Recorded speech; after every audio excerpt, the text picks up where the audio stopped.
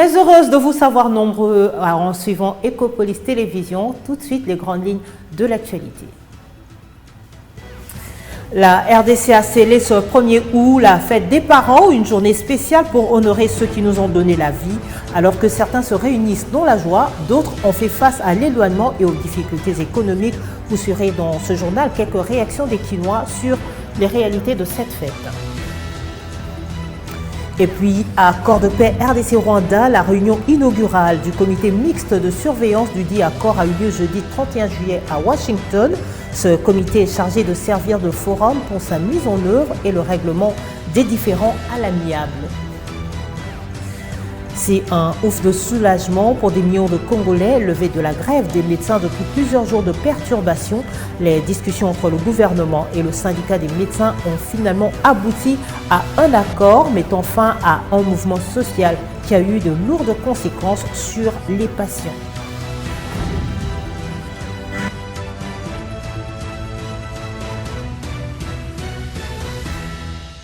Washington, la capitale américaine, a tenu ce 31 juillet la première réunion du comité mixte de surveillance de l'accord de paix signé le 27 juin dernier entre la République démocratique du Congo et la République du Rwanda. Cet accord historique, je le rappelle, scellé sous l'égide des États-Unis, des représentants de la RDC et du Rwanda, ainsi que des observateurs des États-Unis, de l'État du Qatar, de la République du Togo et de la Commission de l'Union africaine ont également participé à cette rencontre. Ensemble, ils ont adopté le mandat des réunions futures du comité. Cette réunion inaugurale marque le véritable coup d'envoi du processus de paix. Les délégations des deux pays, la RDC et le Rwanda, étaient présentes aux côtés des représentants américains garants de cet accord. À l'ordre du jour, la mise en place de la feuille de route, le calendrier d'application des mesures de paix et la définition des mécanismes de vérification sur le terrain. Parmi les points clés de l'accord, on retrouve le retrait des troupes étrangères, la démobilisation des groupes armés et la normalisation des relations diplomatiques et économiques. Autant de sujets qui nécessitent un suivi rigoureux et une coordination sans faille. C'est précisément la mission de ce comité, s'assurer que les engagements pris à la table des négociations se concrétisent effectivement sur le terrain. Les États-Unis, en tant que médiateurs et parrains de cet accord, ont réaffirmé leur engagement à soutenir les deux nations dans ce processus délicat. Ils joueront un rôle crucial de facilitateur et de médiateur en cas de difficulté. Les observateurs du Qatar et de l'Union africaine ont également été associés à cette réunion élargie afin d'assurer la complémentarité et l'harmonisation en vue d'une paix durable dans la région. Selon le communiqué du département américain, à l'issue de cette rencontre, les parties ont désigné leur président, adopté le mandat des réunions futures du comité, discuté des progrès de la mise en œuvre de l'accord et préparé la première réunion du mécanisme conjoint de coordination de la sécurité. L'accord de Washington, signé fin juin dernier, intervient après une longue série de trêves et de cessez-le-feu systématiquement rompus ces dernières années. Dans le même registre des restaurations de la paix dans la partie est de la RDC, le gouverneur de la province du Sud Kivu a réuni jeudi à Uvira toutes les communautés de sa contrée. Elles étaient représentées par leurs chefs traditionnels. Au centre des discussions, la détermination de repousser les ennemis hors des frontières de la RDC. On écoute le gouverneur de province, Jean-Jacques Porossi, au micro d'Ecopolis Télévision. Nous profitons de ça pour remercier sincèrement les militaires de FARDC, pour remercier tous les commandants Wazalendo dont certains sont représentés ici, et tous les Wazalendo qui sont sur le front. Nous leur remercions, nous reconnaissons qu'ils sont en train de se battre pour libérer ce pays.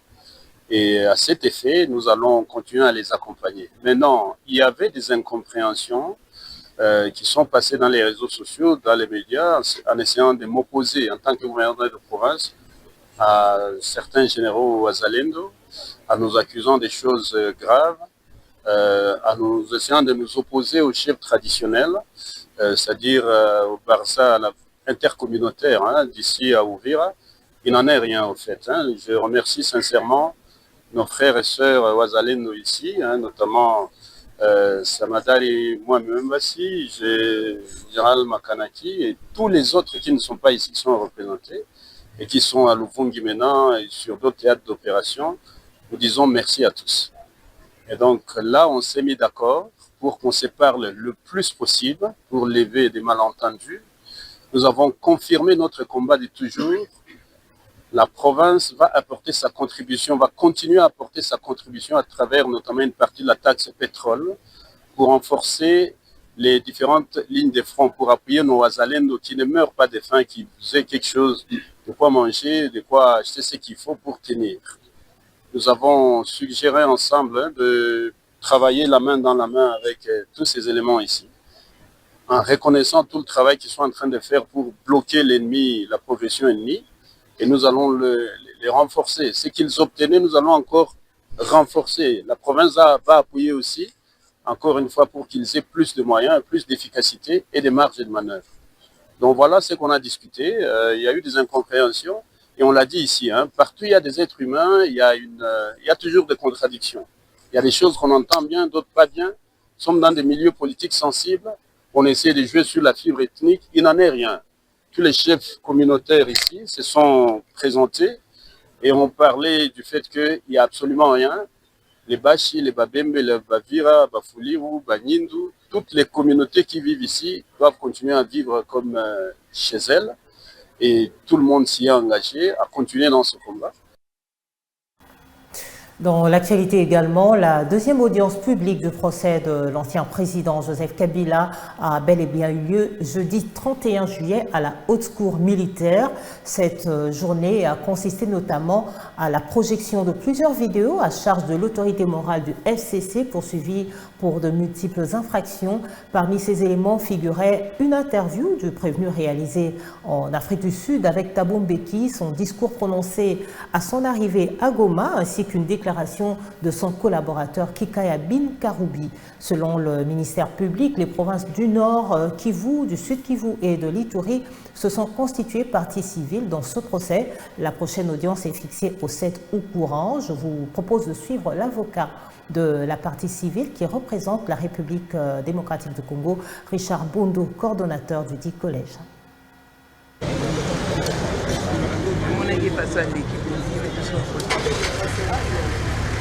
Le défaut existe et c'est les articles 326 et 327 du Code judiciaire militaire parce que nous sommes dans un état de droit.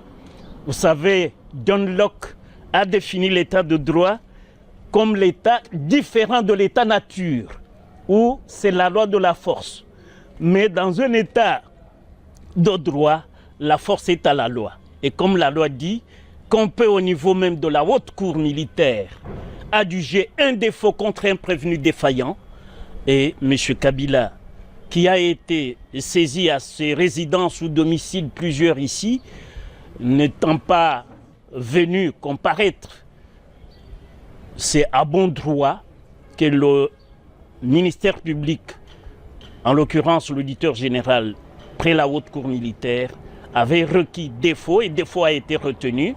Et la procédure se poursuit parce que la partie civile vient pour ses intérêts. Et vous savez, les intérêts de la République sont énormes. Nous pensons que les choses sérieuses ont commencé ce jour et que les avocats qui n'ont accédé, les avocats de la République bien sûr, comme partie civile, qui ont accédé aux pièces seulement hier, doivent lire ces pièces, les examiner, les éplucher et le 7, nous reviendrons avec la maîtrise du dossier, faire un débat éclaireur et éclairant la justice.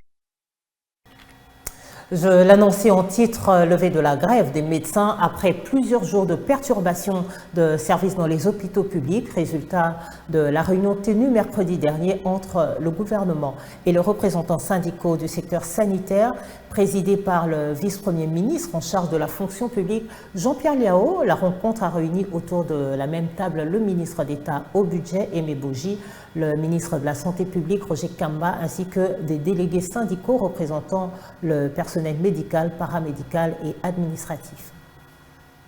À bonne nouvelle pour les hôpitaux publics, les syndicats du secteur de la santé ont annoncé la suspension de leur grève à l'issue d'une réunion marathon tenue le 30 juillet 2025 avec les gouvernements, à laquelle ont pris part le VPM de la fonction publique, les ministres du budget et celui de la santé. Et parmi les engagements pris par les gouvernements, on note les décaissements de la paye complémentaire du TD, l'alignement à la prime de risque pour plusieurs catégories, les paiements du troisième palier, des indemnités de logement et transport, les réajustements salariales des 5177 médecins et la majoration de la prime de risque pour d'autres professionnels. En échange, les syndicats s'engagent à préserver la paix sociale dans les structures sanitaires sur toute l'étendue du territoire national. Il s'est de noter que les 6 août prochains, les deux parties vont se rencontrer pour évaluer l'état d'avancement de ces mesures.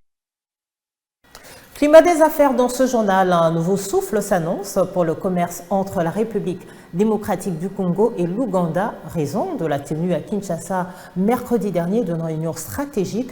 Cette réunion a fait appel aux experts du ministère du Commerce extérieur et ceux de l'Organisation internationale Trademark Africa. Objectif, finaliser les préparatifs du lancement du régime commercial simplifié entre les deux pays dans les zones frontalières de Kasindi dans le Nord Kivu et Mahagi en Ituri. Lancement officiel pour bientôt du RECOS entre la RDC et l'Ouganda au niveau des postes frontaliers de Kasindi dans les territoires de Beni au Nord Kivu et de Mahagi en Ituri.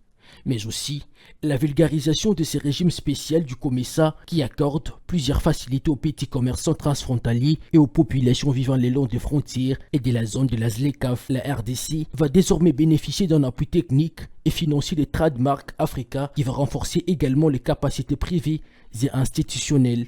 Et cette organisation internationale qui bénéficie d'un soutien financier du Foreign Commonwealth et Development Office du Royaume-Uni et de la délégation de l'Union européenne en RDC s'engage également à construire les postes à arrêt unique et les marchés transfrontaliers modernes des Kasindi, Lubirira, à appuyer la dématérialisation du guichet unique intégral du commerce extérieur CGUC RDC, la modernisation du portail d'information commerciale national EPIC RDC et la dynamisation du comité national des facilités des échanges, fruit de la diplomatie économique et commerciale que mène le ministre du commerce extérieur Julien Paluku Kaongia. Annonce faite à Kinshasa par Gladys Kalombola Fatouma, gestionnaire des Trademark Africa en RDC, au cours d'une réunion stratégique entre les experts de cette organisation internationale et ceux du ministère du Commerce extérieur, réunion présidée par Benezet Amsafiri, directeur de cabinet du ministre du Commerce extérieur, Julien Paluku Kaongia. Signalant que Trademark Africa a déjà construit les postes à arrêt unique des Mahagi avec l'entrepôt, les parkings, les toilettes publiques, des infrastructures qui seront remises dans un bref délai au gouvernement congolais pour leur opérationnalisation. Infrastructure, on en parle aussi, suivre de près les travaux de construction et modernisation de la route nationale numéro 1 dans le tronçon compris entre Kabea-Kamwanga et Mbuji-Mayi dans le Kasaï oriental. C'est la mission assignée jeudi par le chargé de mission du chef de l'État Aristote Mutombo. Il était accompagné du patron de l'entreprise JMC, maître d'œuvre du dit projet. Le chargé des missions du chef de l'État pour le Kasaï oriental, Aristote Mutombo, séjourne à Mbuji-Mayi. La raison de sa visite est d'inspecter les travaux de construction et modernisation de la voirie urbaine réalisés par l'entreprise JMC SARL à Mbuji-Mayi ainsi que dans le territoire de Kabea-Kamwanga. En compagnie du patron de JMC SARL, Johnny Matala, le chargé des missions du chef de l'État s'est rendu à Kabea-Kamwanga pour se rendre compte de l'état d'avancement des travaux de la construction de la route nationale dans son tronçon compris entre Katende et Kabea-Kamwanga.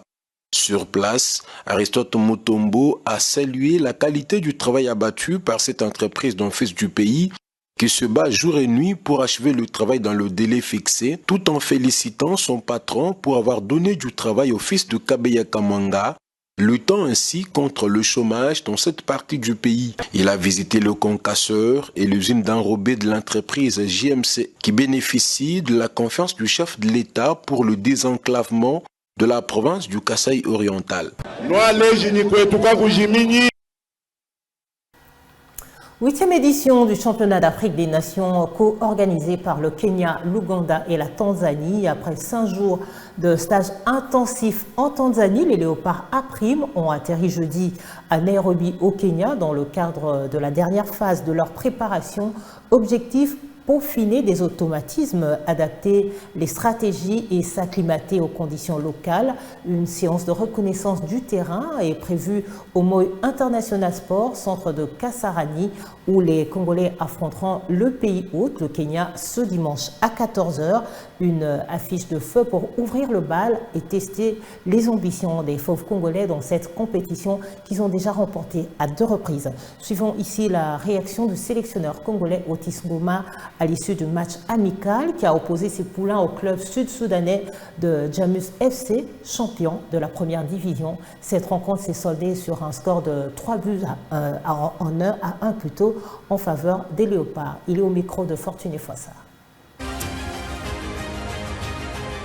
On peut dire satisfait parce qu'on n'a pas eu de blessés. Et c'est là aussi on se rend compte que la physiologie a une grande partie importance au niveau de l'activité physique. On a vu que c'est des garçons qui ont fait un très bon championnat, mais après 1 mois de manque d'activité et que c'est très dur. Et là aussi, j'implore quand même qu'on n'a pas respecté le programme. Parce qu'avec le respect de notre programme, je crois qu'on aurait fait mieux aujourd'hui. On a vu que les joueurs qui étaient en souffrance. Parce que faire un match à 4 jours d'un match capital contre le Kenya, ben ça, c'est pas normal. Comme on dit, faute de mieux, on se contente de ce qu'on a. Oui, mais ça nous a donné une idée dans le jeu, une idée de la condition physique de certains joueurs.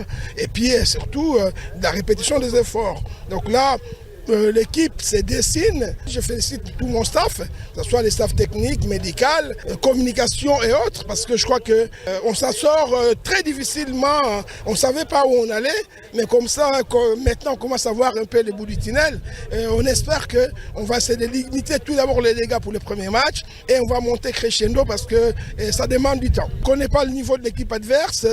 Le Kenya va jouer devant ses 60 000 spectateurs. On ne connaît pas non plus, on a vu quand même les images d'une équipe qui est une équipe de montagne, une équipe de marathoniens. Bon, si c'est sûr et certain qu'on va faire le mieux possible qu'on pourra, mais avec le temps, ben, tout va revenir à la normale.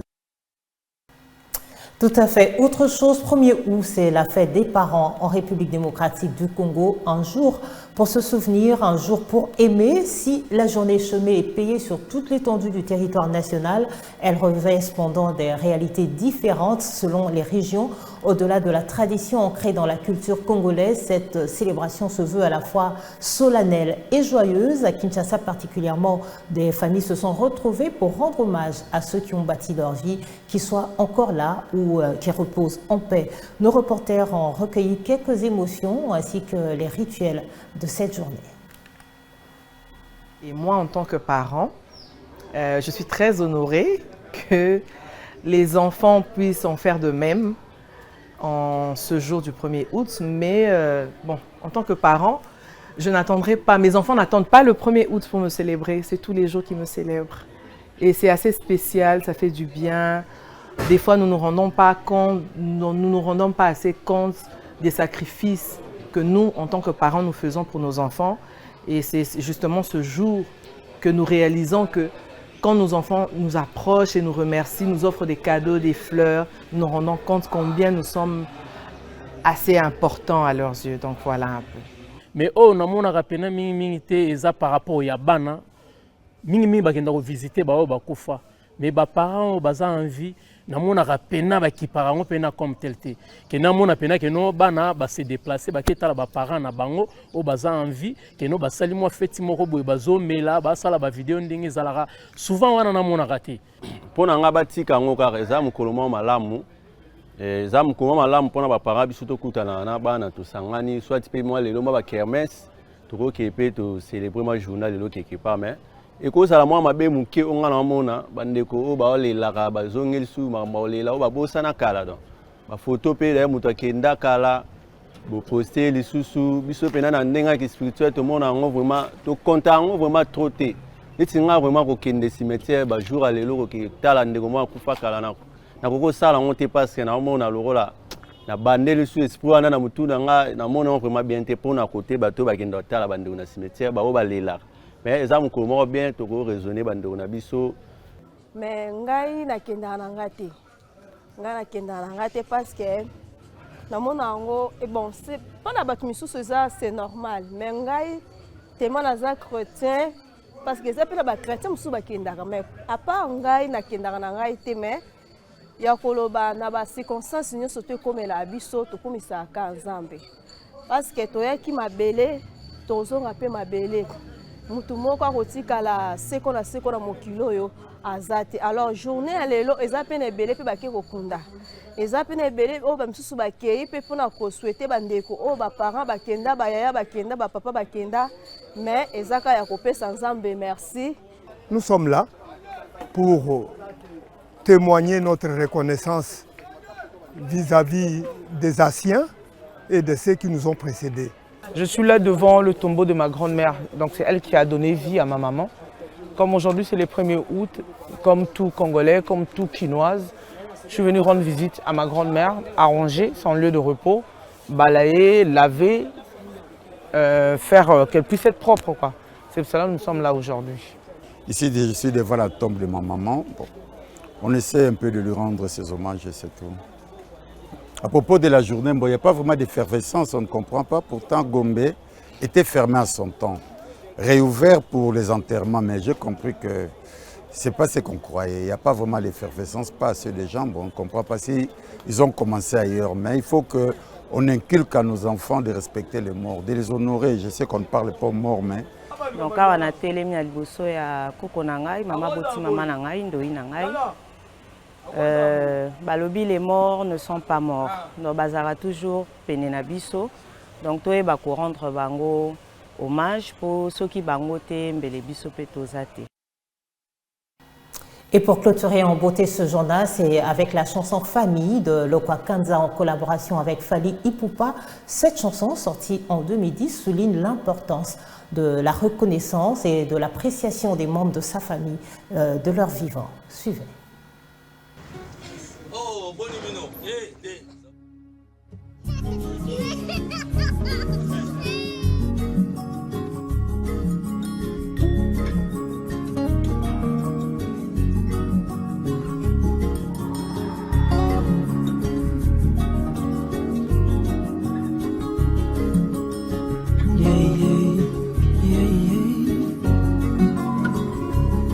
Tango zana bomo tango makasi zana nzoto yebisa fami tolingaka bango liboso bawa yebisa boyoyo okumisaka ye kisa lolango na yo kozela te bakufa o esimo ya kotanda mosolo kozela te bakoma na bokono olakisa lolango na yo oh, oh, oh. Yo, yo, yo, yo, yo. Yeah, yeah, yeah. Yo, yo, yo, yo, yo. Tango za na bomoi lakisa bango motindokani yolingaka bango yolelaka motema baoyo betelaka tolo yebisa bango boye jimukunanga bikolabe oh nakupenda mumezolange famille nalingi bino.